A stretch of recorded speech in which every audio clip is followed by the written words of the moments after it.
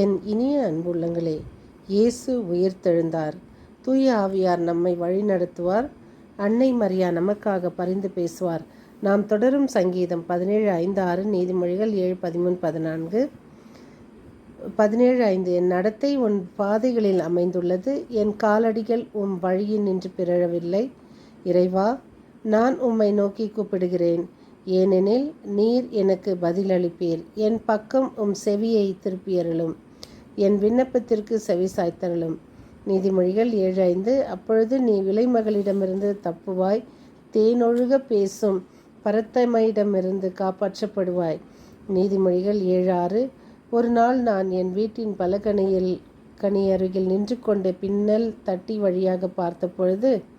நீதிமொழிகள் 7:7 பேதைகளிடையே ஓர் இளைஞனை கண்டேன், மதிக்கேடான அவனை இளைஞரிடையே பார்த்தேன். இன்றைய வாசகம் திருத்தூதர்கள் பணி நூலிலிருந்து 8:1b-8. நாங்கள் சென்ற இடமெல்லாம் நற்செய்தியை அறிவித்து வந்தனர். சவுல் வீட்டில் நுழைந்த ஆண்களையும் பெண்களையும் இழுத்து கொண்டு போய் சிறையில் அடைத்தார்.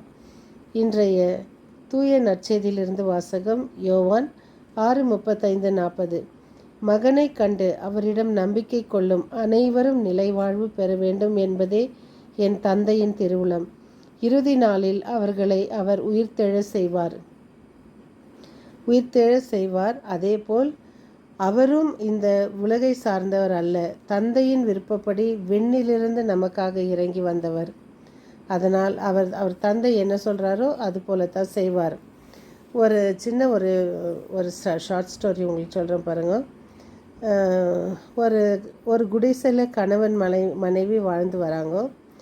அந்த கணவன் மீன்பிடி தொழில். அப்போது மனைவி வந்துட்டு ஒரு எஜுகேட்டடு, ஒரு ஆடம்பர சிட்டிலேருந்து வந்த பொண்ணு. இது அந்த குடிசையில் அது எப்படி இருந்துச்சோ அதே மாதிரி தான் ட்ரெஸ் எல்லாம் போட்டு இருக்கும். ஆனால் இவனுடைய அந்த மீனவர் உடையை உடுத்தி கொண்டு டெய்லி போய் ஒரு மீன் பிடிச்சின்னு வருவான். அப்போ அதுக்கு இது என்ன எல்லா நாளும் மீன் குழம்புன்னு சலிச்சுன்னு ஒரு மாதிரி பேசும். அப்போ இவன் போய் ஒரு நாள் கடவுள்கிட்ட அழுகுறான். கடவுளே, என் மனைவிக்கு நான் என்ன கொடுத்தாலும் சமாதானம் இல்லை, எங்கள் 2 பேருக்குள்ளே சாட்டிஸ்ஃபேக்ஷன் இல்லை, மன நிம்மதி இல்லை, எல்லா நாளும் அவன் என்னை புலம்பினே இருக்கிறா அப்படின்னு. அப்போது கடவுள் சொல்கிறார், சரி உன் மனைவிக்கிட்ட கேளு என்னத்தான் வேணும் அப்படின்ட்டுன்னு. அப்போது அவருக்கு சொல்கிறா, எனக்கு பெரிய வீடு வேணும், ஆடம்பரமாக வாழணும், இப்படியெல்லாம் இருக்கணும் அப்படின்னு. ஸோ கடவுள் சொல்கிறாரு, நீ அந்த மீன் பிடிக்கும் போது அதில் உனக்கு அதிசய மீன் கொடுப்பேன், அந்த அதிசய மீன் கேட்க உனக்கு தினம் என்ன வேணும்னு. அப்போ நீ அது வாய் திறந்து சொல்லணும்னு. அப்போ அந்த கணவன் கேட்குறாரு, என் மனைவி நினைப்பதெல்லாம் நடக்கணும் அப்படின்னு. வீட்டுக்கு வந்ததும் மனைவிக்கிட்ட சொல்கிறாரு, மனைவி உனக்கு என்ன வேணுமோ நீ நீ பெற்றுக்கொள்ளலாம் டார்லிங், நீ உனக்கு என்ன வேணுமோ கேளு அப்படின்னு. அவன் மனசில் நினைக்கிறான், நான் ஒரு பெரிய வீட்டில் இருக்கணும்னு. இதே மாதிரி பெரிய வீடு, பெரிய மாளிகை, அரசர்கள், அப்புறம் நான் குயினாக இருக்கணும்னு ஆசைப்பட்றான். ஸோ அதுவும் நடக்குது. அப்போது சரி நான் விண்ணகத்தில் கடவுளை பார்க்கணும் ஆனும்போது அப்போ அவர் சொல்கிறார், நீ மறைக்கணும் அதுக்கு நீ. அப்போ இவன் செத்துடுறான். அப்போ இவன் ஓடி போயிட்டு அழுகுறான்.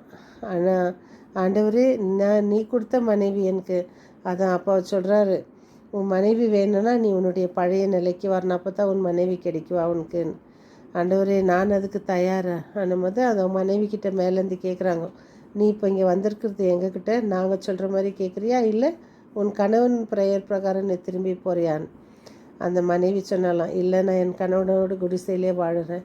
இது தான் மக்களே, நம்ம உலகத்தில் என்னெல்லாம் அனுபவித்தாலும் நாம் ஒரு நாள் சென்று சேர வேண்டிய இடம் அங்கு தான். இது கிடையவே கிடையாது. அதனால் நாம் அளவுக்கு மீறி ஆசையும் படக்கூடாது.